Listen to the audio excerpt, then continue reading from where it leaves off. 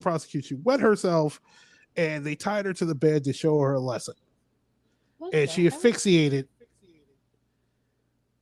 in the bed. Yeah. Okay. And they took the David took care of it. He took the sheets and went out to Blue Island to dispose of her body. Okay. Um, that doesn't make any sense. Right. At I mean, it does. all. I mean, I hate to think of the scenarios where we've seen on the news that unfortunately has happened. Mm, It's happened. yeah.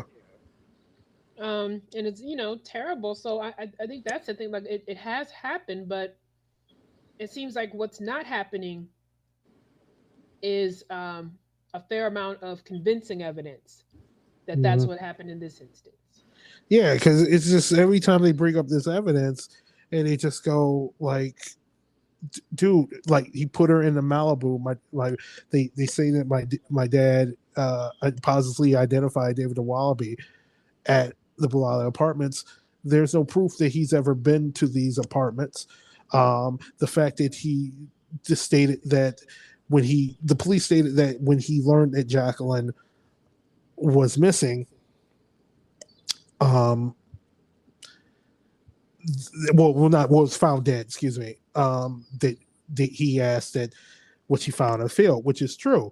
Because what I didn't tell you is that the fact that the family was so desperate, um,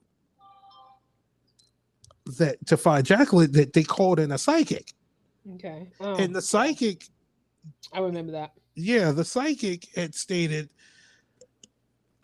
he didn't tell the psychic didn't tell Cynthia, but told David that I'm fearful after walking around the house and getting to know it, like I'm fearful that they're gonna find her in a field. Hmm. But she didn't tell. She told David this, but didn't tell Cynthia because Cynthia uh was hysterical. Yeah. And still hoping that, I mean, I understand if she was still hoping that she would find her daughter. Yeah. So he stated that. So because he was coming from the information he got from the psychic, and which he found in a field, it wasn't technically a field, Right. but it kind of was a field, but it wasn't technically a field. Right. So,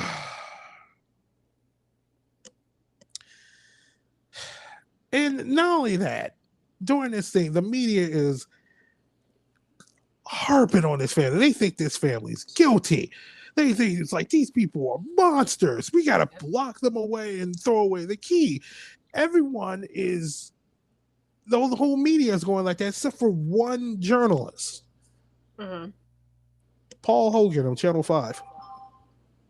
Paul He's Hogan. Okay. looking at the evidence clearly from what the information he's getting, and he's being fair. He's not being biased. He's doing reports that he was biased. And then when the evidence started coming up, a couple of people in the media, even though they weren't saying anything during the trial, they were like, dude, where's all this evidence that you said that the family is guilty? Like, this is garbage. Like, I Right. remember one reporter who just recently retired, um, from doing news, from being a news reporter, Dick Johnson, hold for laughs. Okay, Dick Johnson. Yes, that's his real name. Hold for laughs. Sorry, I was late. Was saying Terrible. like he was just being the police puppet. And yeah, Mm, that's how media is right now. You get the police story, but you don't get the whole story until like it's something like police misconduct, and it's just like, oh, there was this whole story. Like, what was the even though it doesn't have to do with media at first, but on social media, you remember that story in New York? This couple from Texas, uh, they stated they didn't want to wear masks in this restaurant, Oh God. and they got violent with the hostess and a waiter. Like, you remember that? This was a couple of These it was people about do a not. month or two Yeah, back. I remember. I mean, I there's so remember. many stories like that. Yeah, for Yeah, me, there but are a lot, but I remember that one. yeah. Come to find out, the whole story was that wasn't the whole point of it. The whole point was that the hostess was being condescending and rude to this family from Texas who happened to be African American, and the hostess was white, and said a racial slur in the middle of an argument. And yeah, it's, I don't condone violence, but I understand. You got to Right. drop somebody. I This is understand. so Hilarious. uh but that's like that was the media coverage on this case. This family is guilty. That was the end of it. We have a witness. The witness is not really a witness. Right. My father's not really a witness. All he said he And saw said he wasn't. somebody. And like Yeah, he said he wasn't. Yeah. he wasn't. But the cops are like, no, he was a witness. No, this guy's a witness. He puts the Dowaliby at the scene. And he was like, no, I'm not putting him at the scene. Right. And his story kind of changes a little bit because of the police are telling him that. Like, his story from what he told the police is different from my story when he first told it in front of me and two detectives to what this story was, and he's still unsure. Right. And because of that, and like the media's noticing, and the media's noticing this too, but some of the members are not saying it except for Paul Hogan. Of course. So pretty much the judge in the case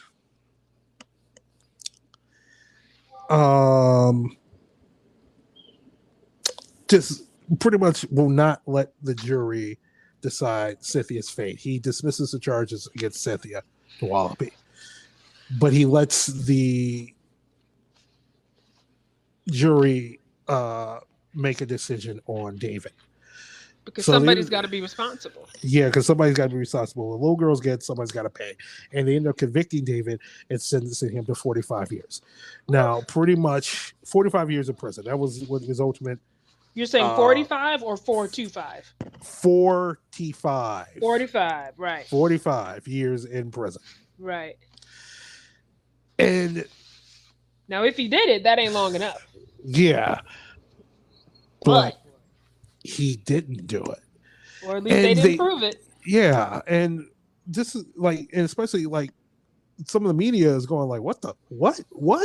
Yeah. Especially Paul Hogan. So he ends up getting to talk to one of the jurors. And because one of the jurors were like, no, this is not right. This guy didn't do anything. So he ends up talking to her, this one juror, and they ended up like, why was everyone else? Because at first this juror was like, no, this guy didn't do it. And then they pressured her to change her verdict. Yeah, her verdict to guilty. And he asked, why were everyone so convinced that David did this? And they were like, well, even though the prosecution didn't end up bringing this up in the trial at all, but there was pictures of a door leading into the door in Jaclyn's room, leading into Jaclyn's room, and there was a fist mark in the door. And the juror was like, this had to be a home of great violence. Really? And that was, yeah. That's because what makes there was it a fist, great violence. Yeah, because there was a fist mark in the room. So he's like, he's constantly getting angry and hitting, like he might not be hitting Jaclyn, but he might be hitting other objects. And to preface it, that this door is, first of all, this family doesn't have a lot of money. They didn't put that fist mark in the door. David Dowaliby's brother put that fist mark in that door. And he did it when he was 15 because David Dowaliby and Cynthia and Jaclyn and Davy and his mother are staying in David's childhood home. Okay. He bought their childhood home from his mother. Okay. So this was David's childhood home. And his brother, David's brother, put that fist mark in the door years ago at when he was 15 being stupid. Right. And he just didn't have any money to pay for it. Now you're being penalized for being poor. Yeah. Yeah, you just got used to it. It's just like, fuck it, man. Like, we're not selling a house. If we were selling a house, then yeah, we're replacing the damn door. But, shit, we got other things to pay for, like the fucking mortgage, electricity, here. Okay. gas, food. So it's fine. So now you're penalizing the family for being poor. This is a lot. Mm-hmm. This is definitely a lot.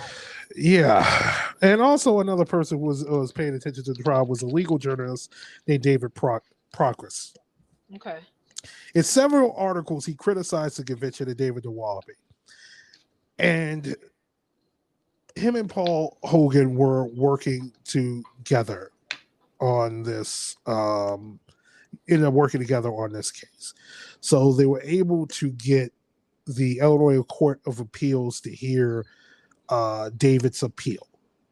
Now, so these people who were strangers, they were strangers to David, right? They didn't know him. They didn't grow up with him. They didn't go to school with him. They weren't his cousins. No. This is Paul Hogan, who was an investigative journalist with Channel 5, right, and David Progress, who was an investigative reporter for various newspapers around the city of Chicago. No, so you said they were just interested in justice, which is what they were interested in justice. Should have been interested in. Yeah, and they were doing their job. They're reporters. They're like literally they're reporters. So they're sitting here, they're looking at this evidence, and they're going, wait a minute, the state is trying to pin these murders onto these two people. That doesn't make any sense. The evidence doesn't meet. It doesn't make any sense. Like they clearly did not do this. Not enough of it, not meeting the minimal amount they have to meet to prove beyond a shadow of a doubt that they committed these murders. Right. So and not only that, they're picking up on the footsteps. There was a private investigator that was hired by the first attorneys in the family. He ended up passing away before the trial, but he had gained a lot of evidence and going in David and Cynthia's favor that they did not do this.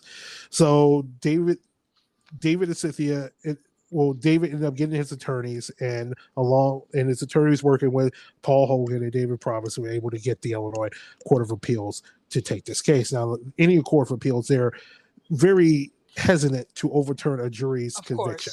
Of course, because like you place the evidence on the juries of in a jury of your peers. They found you guilty. Who are we to say that they made the wrong decision? Unless you have evidence. Unless you have very, very, very strong evidence. For sure. That they clearly made an error on this, and even if it's any appeals, they